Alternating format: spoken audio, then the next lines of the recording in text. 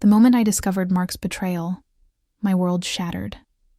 The pain was unimaginable, a gaping wound in the life we'd built. But the tears didn't last.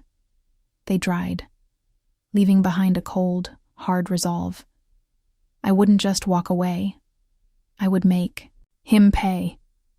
Not with tears or yelling, but with calculated moves that struck at the core of his being, his wealth and his future.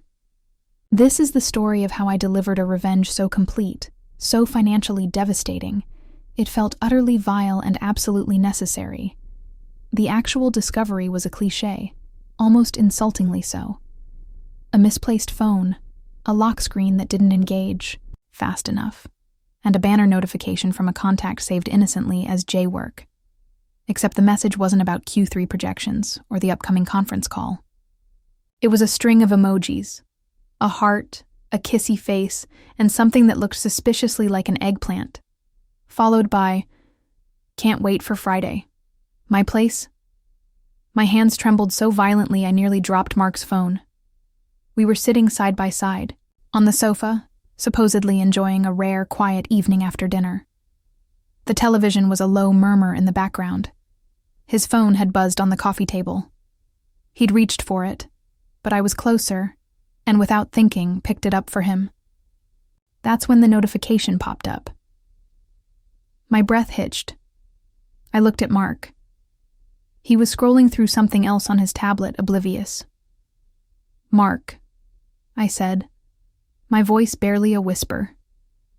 He grunted in response, not looking up. Mark, who is J-work? He finally glanced over, a lazy, expectant look on his face. It morphed into something panicked as he saw the screen in my hand, the damning message still visible. His eyes went wide. "Mia, give me that." He snatched the phone, fumbling with the lock screen now, desperately trying to hide it. But it was too late. The image, the name, the message, they were seared into my mind. And the look on his face, that confirmed everything.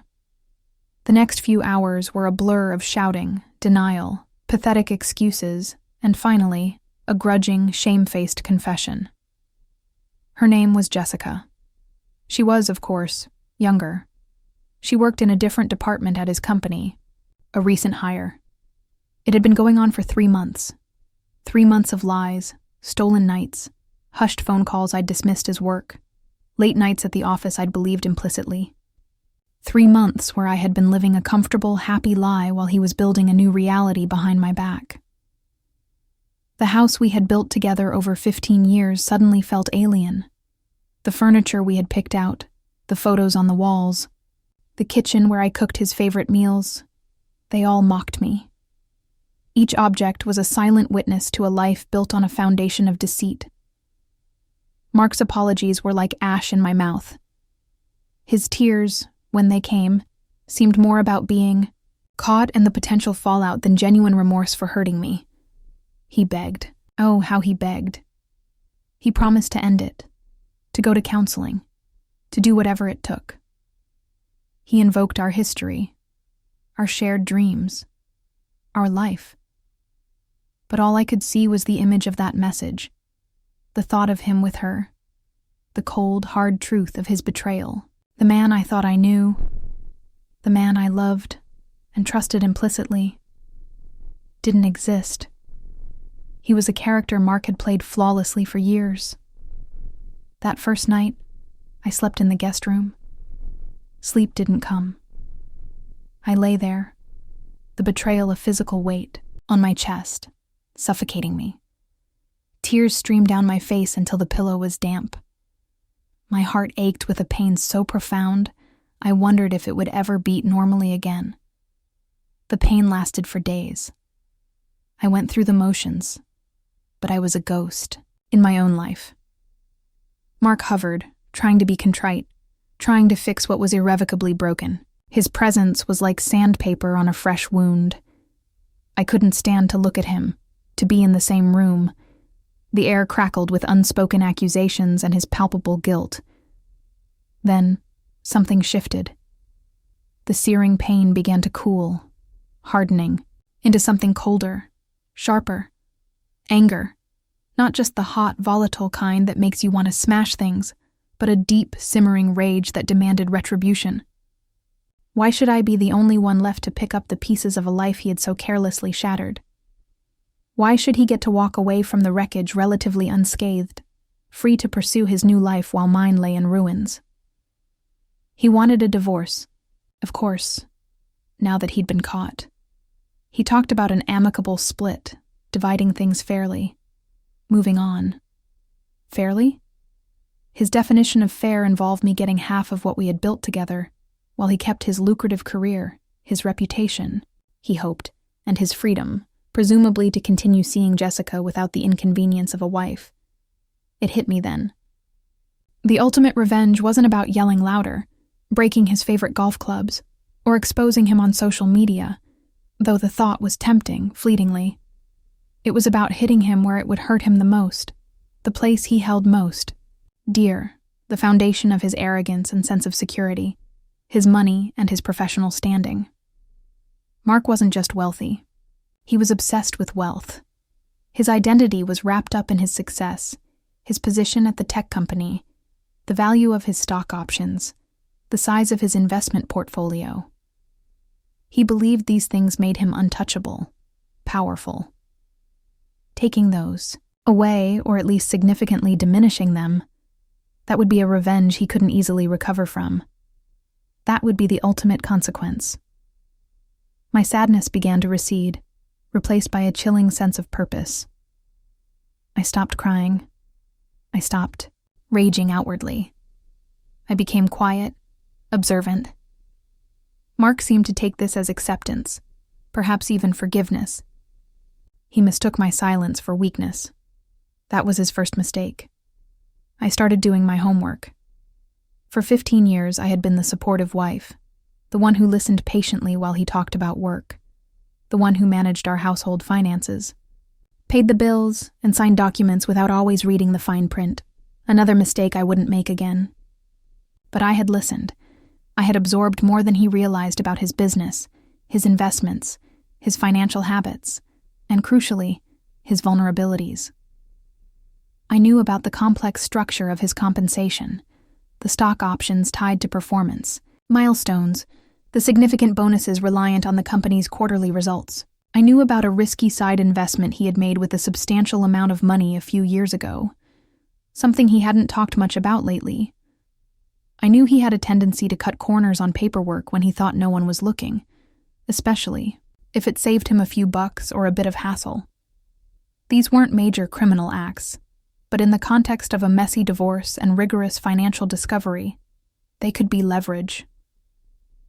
My next step was finding the right lawyer.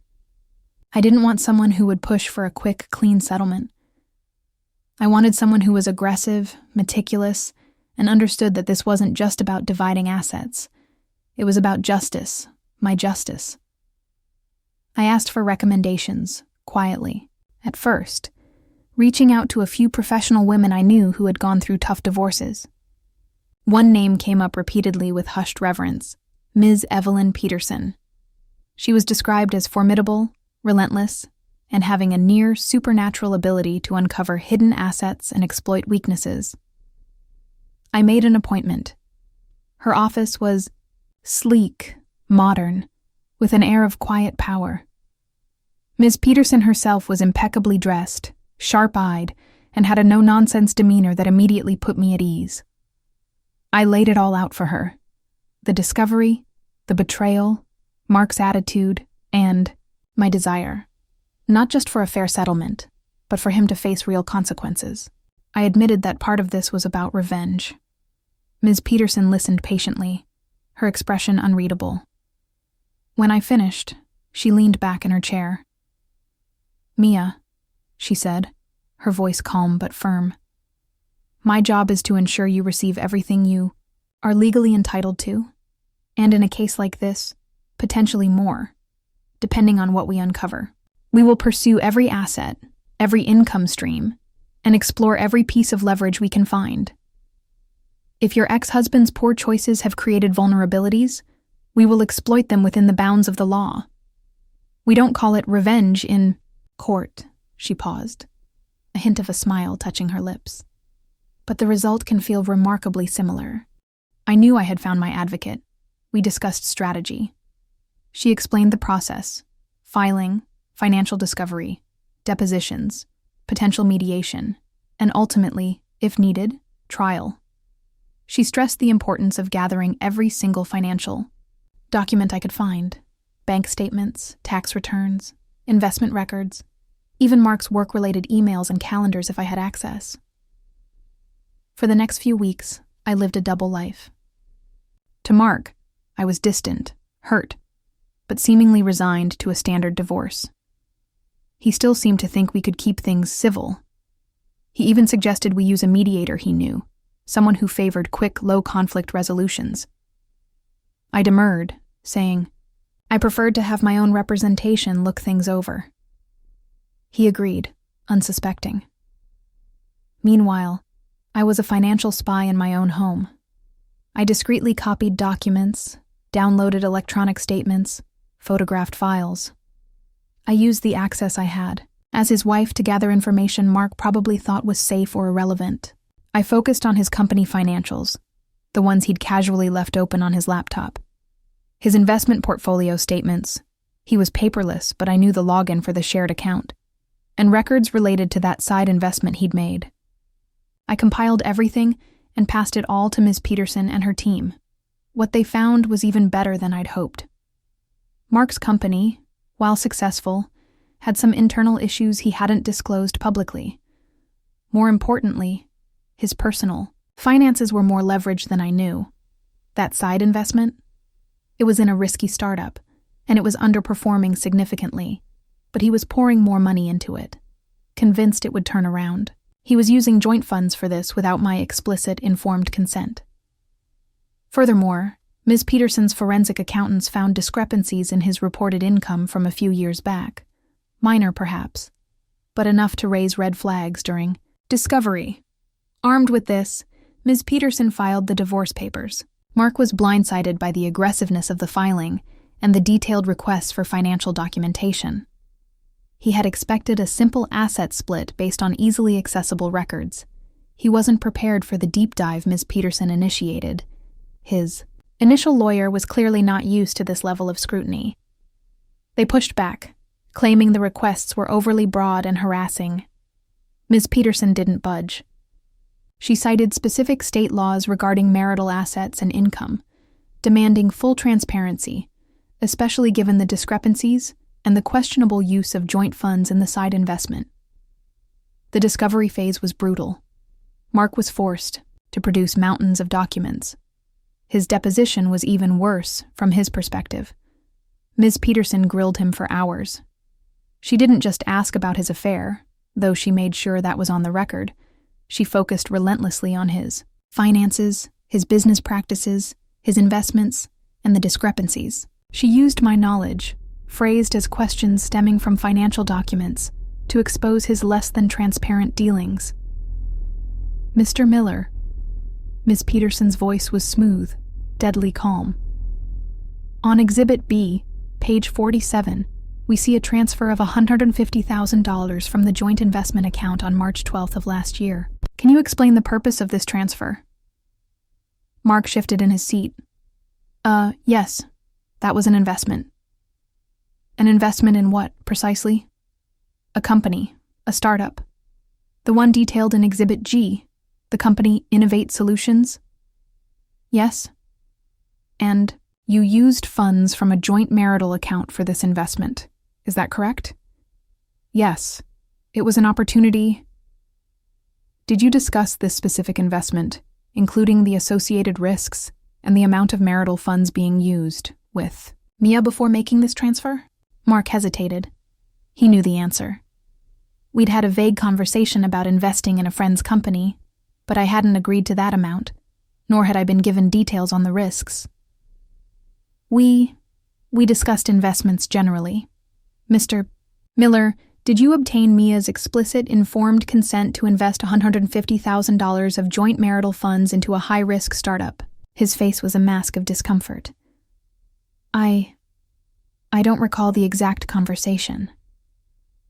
My client, Ms. Peterson's voice hardened slightly, recalls no such conversation, nor any discussion where you fully disclosed the details or risks of this specific venture. This is marital property, Mr. Miller. Funds you had a fiduciary duty to manage in both your interests. This line of questioning went on, chipping away at his carefully constructed facade of financial rectitude. She highlighted the underperformance of Innovate Solutions, showing it was now essentially a drain on their assets. She brought up the income discrepancies, suggesting he might have undervalued his earnings in previous years, impacting tax filings and, by extension, the marital estate. The weight of the evidence, coupled with Ms. Peterson's relentless approach, began to wear Mark down. His arrogance started to crumble, replaced by frustration and fear. He saw that I wasn't just a hurt wife. I was a calculating adversary who knew his weaknesses and had the legal firepower to exploit them. His lawyer, realizing they were outmatched, and potentially heading for a costly trial where Mark's financial dealings would be picked apart in open court, began pushing for a settlement. Negotiations were tense. Mark still tried to play hardball, offering me a standard 50-50 split of the liquid assets and equity in the house, while fighting tooth and nail to protect his company's stock and future earnings. He argued that his stake in the company was his livelihood, his future, earned by his efforts. But Ms. Peterson had anticipated this. She argued that the value of his company's stake, while largely illiquid, was significant marital property built during the marriage.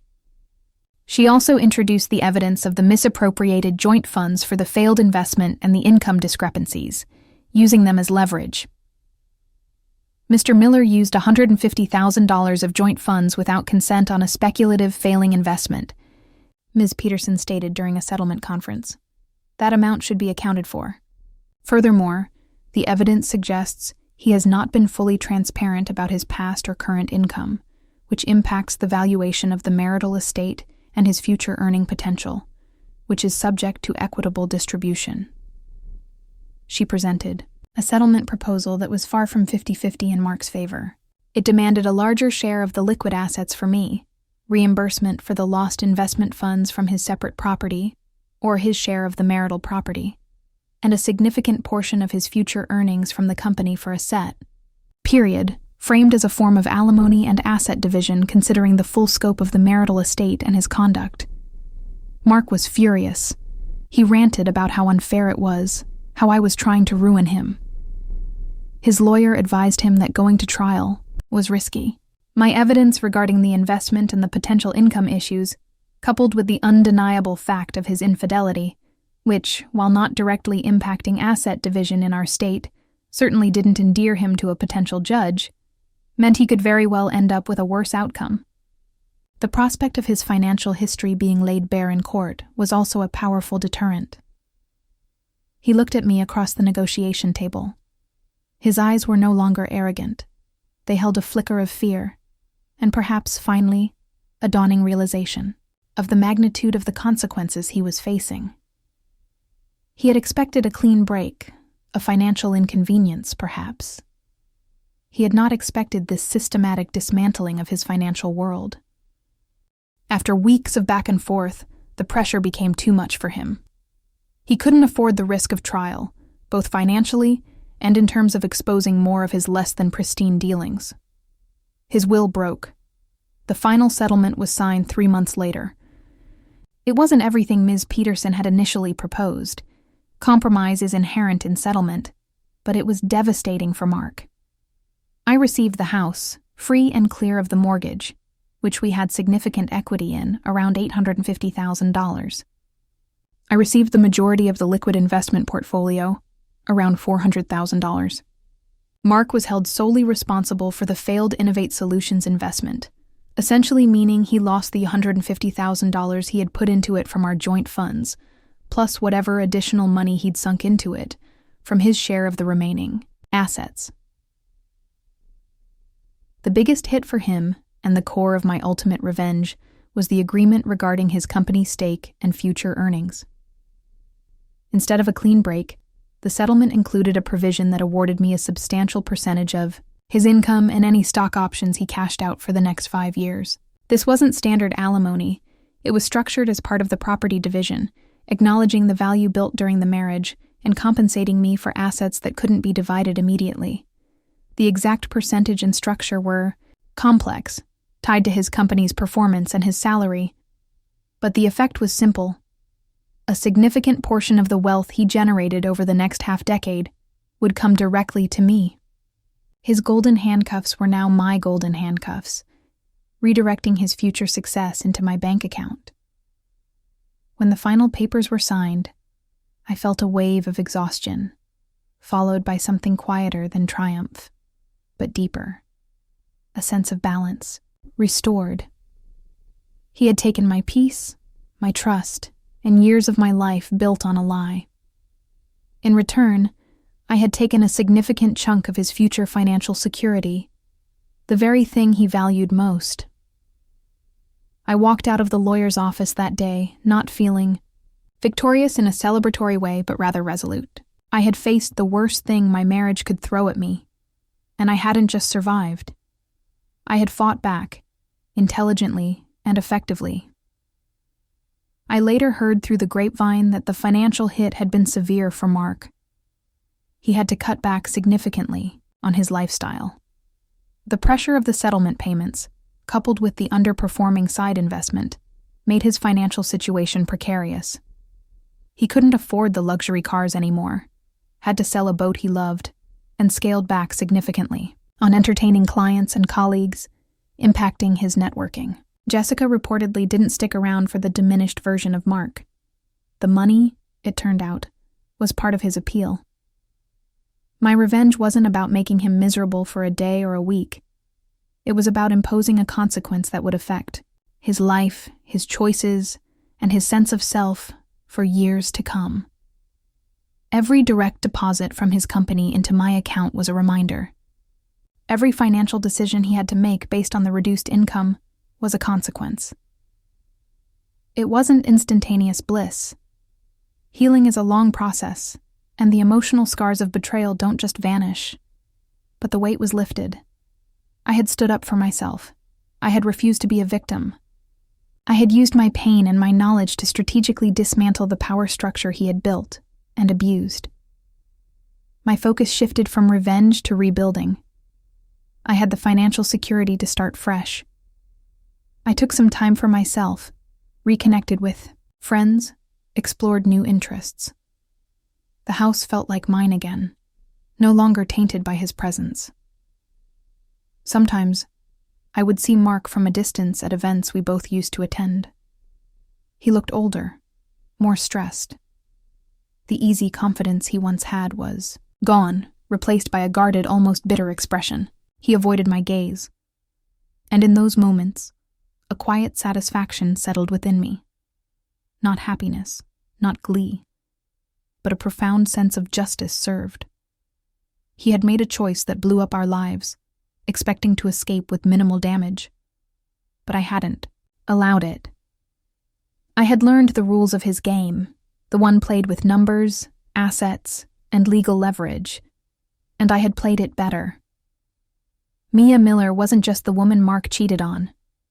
I was the woman who understood his world, waited, planned, and then, with the precision of a surgeon, took it apart piece by piece, ensuring that his betrayal came with a price tag he would be paying for a long, long time. That, for me, was the ultimate revenge.